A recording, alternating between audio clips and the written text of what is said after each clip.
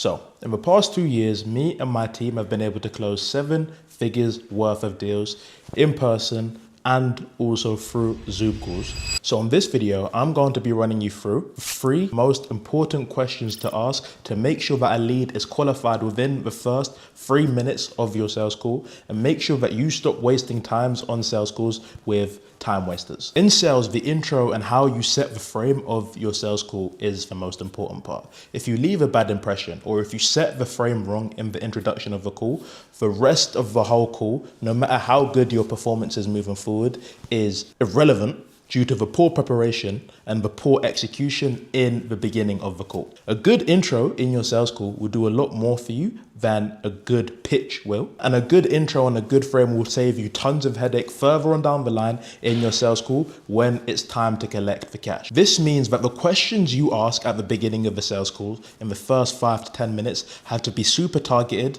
super focused, and super on track as to what your product is, what the solution you're helping your prospect with. As this stops you from wasting time on the sales call, wasting valuable time that could be done spending, with actual good leads or, working on the business. And it also makes sure that whenever you're going on sales calls, you have the highest probability of collecting money. So question number 1 that I ask whenever I'm on a sales call, okay, what is the why factor for you being on this call right now?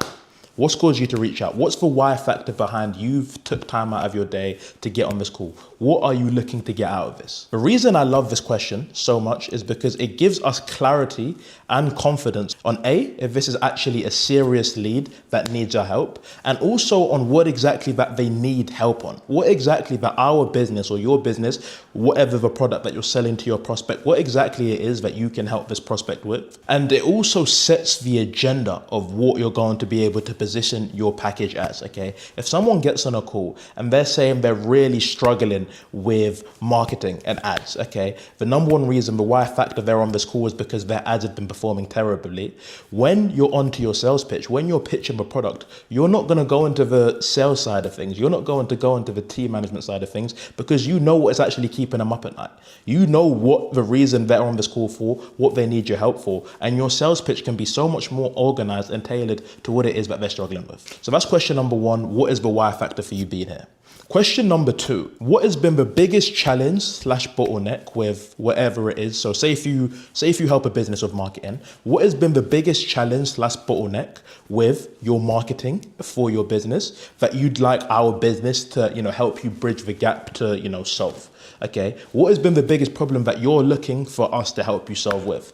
This, like the first question, number 1 doesn't just set the agenda again, but it tells you more about the pain, okay? Number 1, if you ask the first question, if you do this in order, you ask what the why is, why they're here, and then you ask what the biggest challenge actually has been with that, okay, that they need your help with to bridge that gap, okay, for you to help solve, for you to help them get to their dream destination. I see sales as a boxing fight. You're going into that boxing match with all of the necessary information that is needed to beat that opponent and to make sure that you can collect the cash and you can acquire that customer and help them in the best possible way. Okay, it doesn't just help you in the sales, but it also helps you when it comes to fulfilling the service. You can send this information onto your client success team, your managers, people who help with the marketing, and they can know exactly what it is that they're struggling with, exactly what the product needs help, what the prospect needs help with, and exactly how to service them the best. It literally arms you on what your prospects needs to be pitched on, and how exactly you're going to make sure that they have the best sales call and also that the best time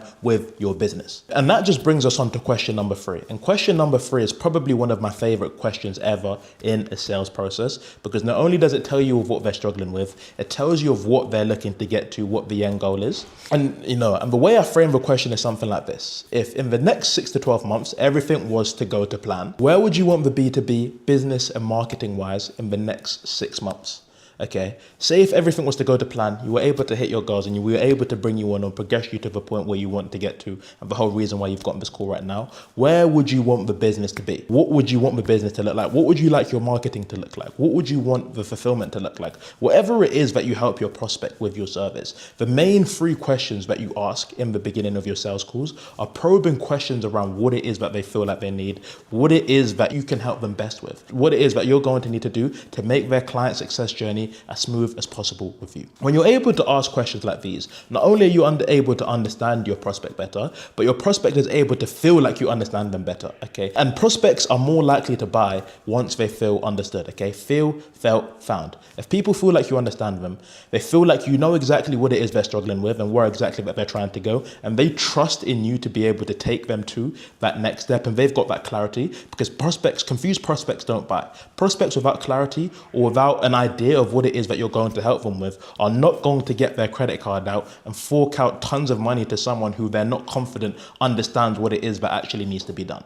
Okay, so these 3 questions, starting off your sales call within the next first 5 minutes, can A, qualify the leads as soon as possible and let you know if this sales call is actually someone you need to be on, or if you can be allocating your time better elsewhere. And if it is with a prospect that you can actually help and is someone who is worth your time, it helps you close that deal so much more smoother and makes it such a better quality sale, because you've understood their prospects, you've understood exactly how you're going to position your product and your solution in the best way to help them, and they've got that clarity that you understand what it is that they need, which gets rid of so many silly objections further down the line, okay? So if you've got any more questions about how to qualify leads, okay, follow me on Instagram, like and subscribe for more content like this. If you're a current founder on sales calls right now and you're stuck, literally I'm running quick 15 to 20 minute sales team audit calls, okay, helping founders leave their sales calls and actually start operating as a business owner rather than being bogged down on sales calls. Book it down below. I've still got a few slots left, and I'm going to be doing these for the next couple of weeks. If you're tired of actually taking sales calls for yourself or just booking calls for yourself, then I'm going to leave the calendar link down below. Okay, you can find out more about the business, how you could potentially have your own sales team built for you if you're tired of actually being the person managing that, how you can have your own sales team built for you,